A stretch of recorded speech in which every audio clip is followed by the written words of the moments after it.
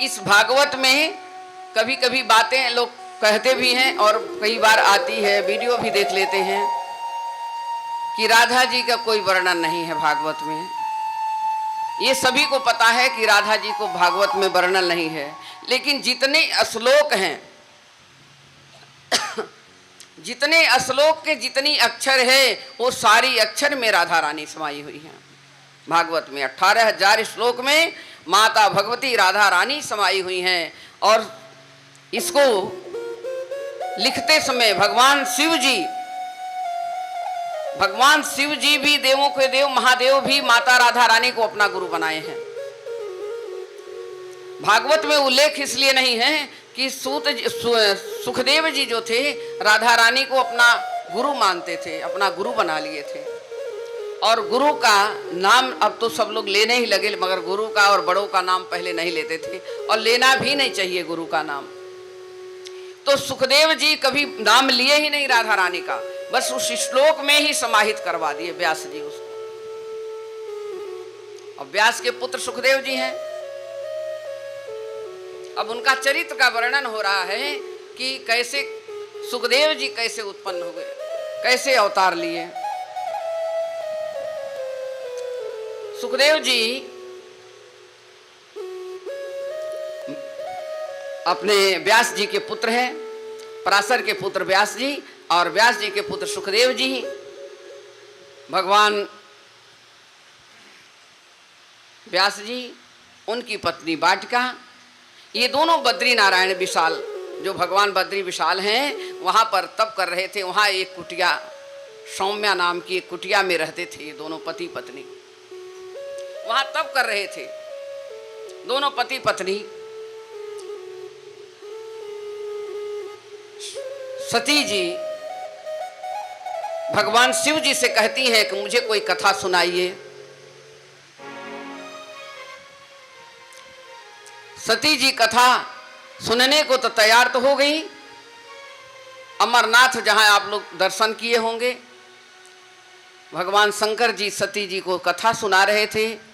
अब कथा जब सुनते हैं तो या तो अब देखते हैं व्यास पर बैठे हुए कि कौन सुन रहा कौन सो रहा है, दिखाई तो चारों तरफ निगाहें जाती हैं।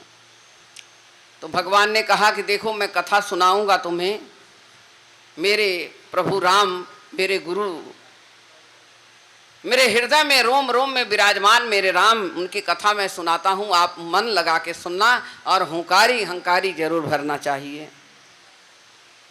सती जी बोली ठीक है। अब शिव जी कथा सुना रहे हैं और सती जी कथा सुन रही हैं।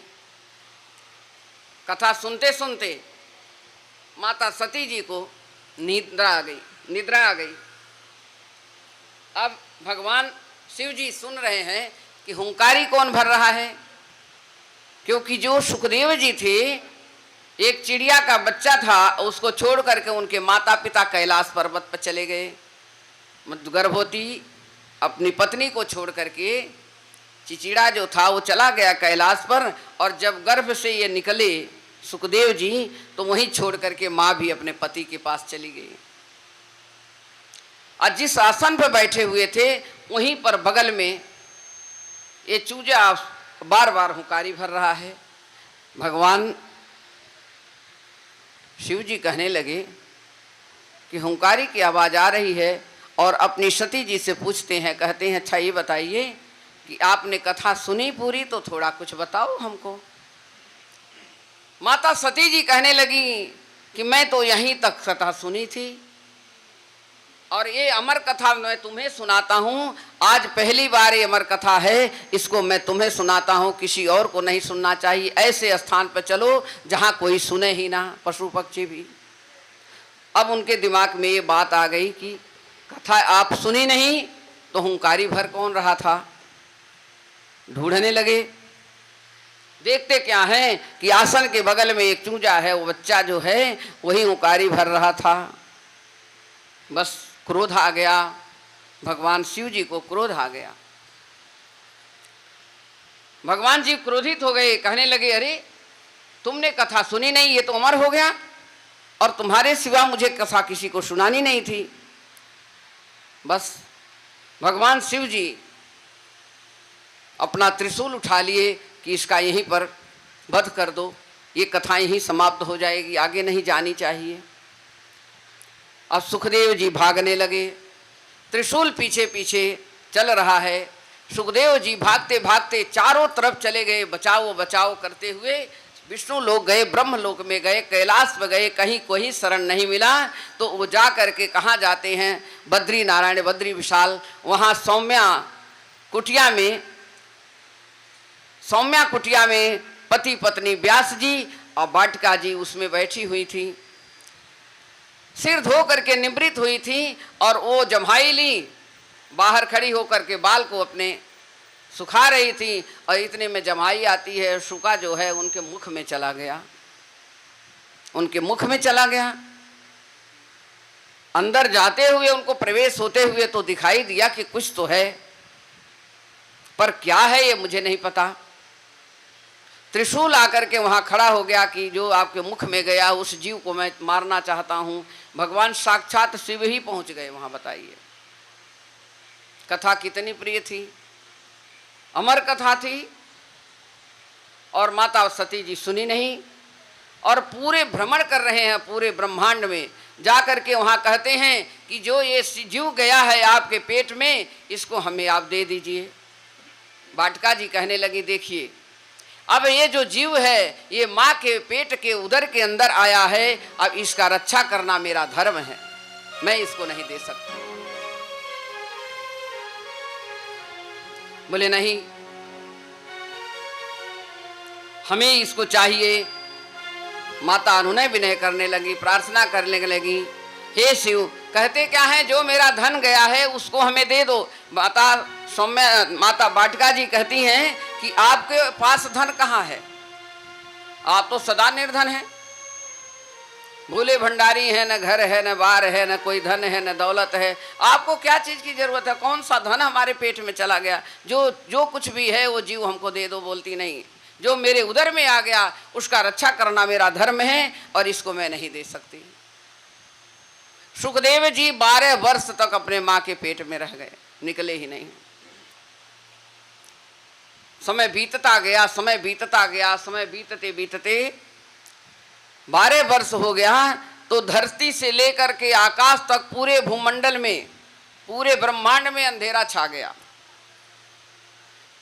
कहीं सूर्य ही नहीं दिखाई दे रहा, कहीं चंद्रमा नहीं दिखाई दे रहे हैं, शेष पूरा एकदम निस्तेज हो गया, हवा नहीं, पानी नहीं। सारे देवता चले गए विष्णु जी के पास, प्रार्थना करने लगे, हे प्रभु हमें बचाएं, हम क्या करें? और व्यास जी से अनुरोध करने लगे कि आप जाओ, कुछ बोलो। भगवान विष्णु साक्षात आए माता के पास, वाटिका जी के पास आकर कहते हैं कि आप इनके उदर से बाहर करो।